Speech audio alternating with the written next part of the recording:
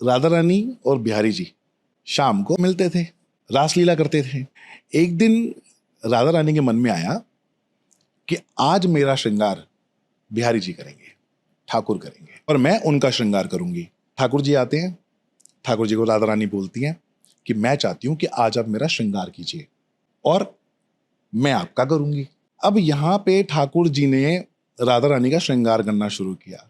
वो जैसे जैसे श्रृंगार कर रहे हैं, जैसे जैसे उनको उनके बालों में फूल लगा रहे हैं, उनके माथे के ऊपर पत्रावली लगा रहे हैं, उनको मुकुट पहना रहे हैं, उनको माला पहना रहे हैं, तो मनमोहित हो जाते हैं राधा रानी को देख के, क्योंकि राधा रानी तो सबसे सुंदर, सबसे ज्यादा सुंदर।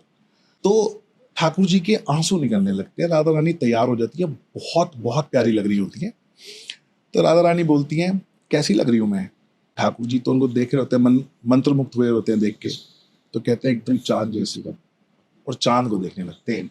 तो राधा रानी रूठ जाती हैं, मुझे चांद से कंपेयर कर दिया, चांद पे तो दाग होता है। रूठ के वहां से चली जाती है। अब बिहारी जी तो चंद्रमा को देख रहे हैं, किशोरी जी का स्वरूप के चिंतन में ही लीन है, पता ही नहीं है कुछ, बिल्कुल। और उसके बाद अपने चिंतन से वापस आते हैं तो देखते हैं राधा रानी वहां है ही नहीं। तो ढूंढने लगते हैं, राधे राधे कहाँ गई, कहाँ गई राधा, कहाँ गई? तो निकलते हैं ढूंढने के लिए राधा रानी को।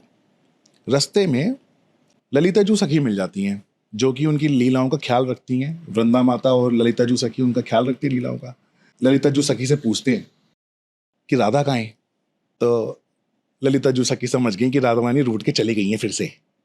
तो बताती हैं कि वो मोर कुटी में मिलेंगी। उनको मोरों को दाना डालना बहुत पसंद है और मोर उनके लिए नृत्य करते हैं। तो राधा रोज मोर कुटी जाती है, आप वहां जाओ, आपको वहीं मिलेगी राधा रानी। तो ठाकुर जी कहते हैं मोर देखना पसंद है, और सीधा भागते हुए जाते हैं, मोर कुटी पहुंच जाते हैं। अब पेड़ के पीछे से देखते हैं राधा कहाँ है।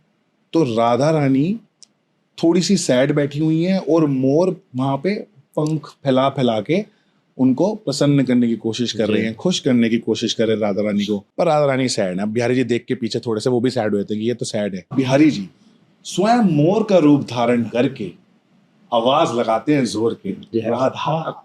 राधा रानी जब पीछे मुड़ के देखती हैं, आहा इतना सुंदर मोर, इतना बड़ा मोर। वो कहती हैं ऐसा मोर मैंने आज तक नहीं देखा, ये तो छलिया है जो मुझको मनाने आए हैं।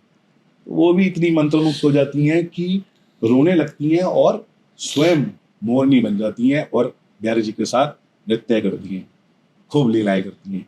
और उसके बाद दोनों आलिंगन करते हैं, फिर अपने स्वरूप में आते हैं बिहारी जी और राधा रानी। फिर बिहारी जी उनके चरणों में गिर गिर के माफिया मांगते हैं कि मुझे माफ कर दो।